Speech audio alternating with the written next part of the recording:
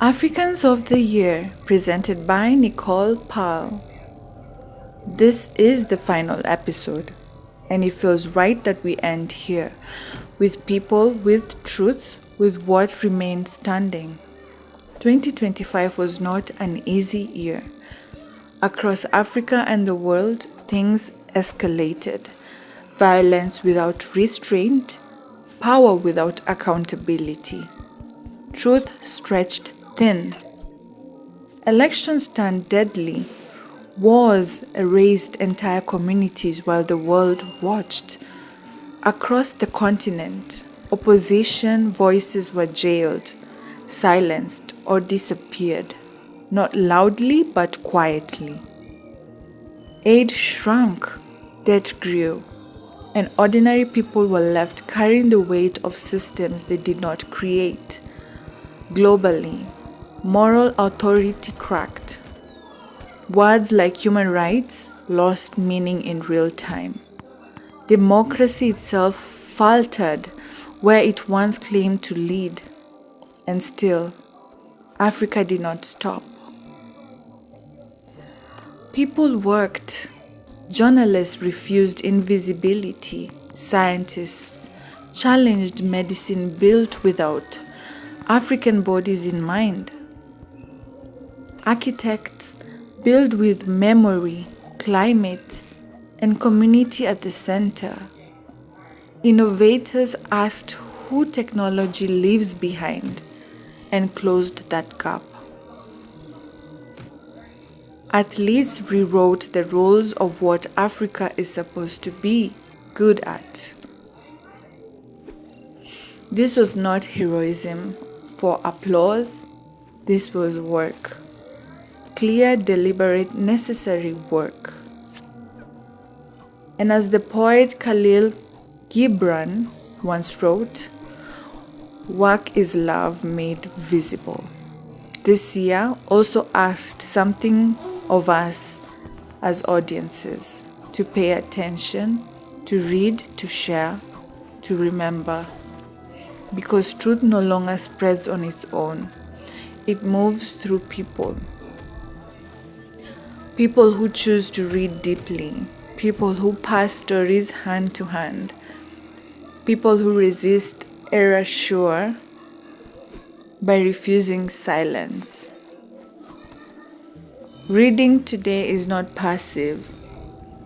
It is an act of resistance.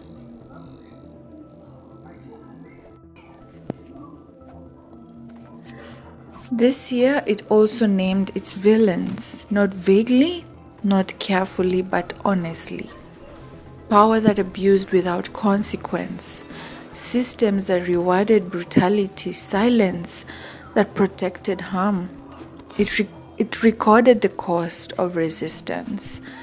The opposition leaders imprisoned across Africa, whose names matter because forgetting is how injustice finishes its work. But this story was never only about suffering, because even in its hardest moments, Africa kept creating. Films that mourned and healed, music that carried joy through chaos, books that explored love, migration, cureness with a Q, power, and memory. Comics that imagine futures beyond survival. And through images, something important was said aloud. Africa is rarely shown, and when it is reduced to conflict, displacement, minerals, and wildlife.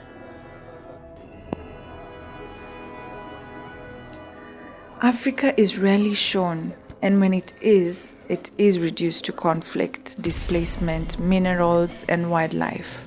So these images choose something else.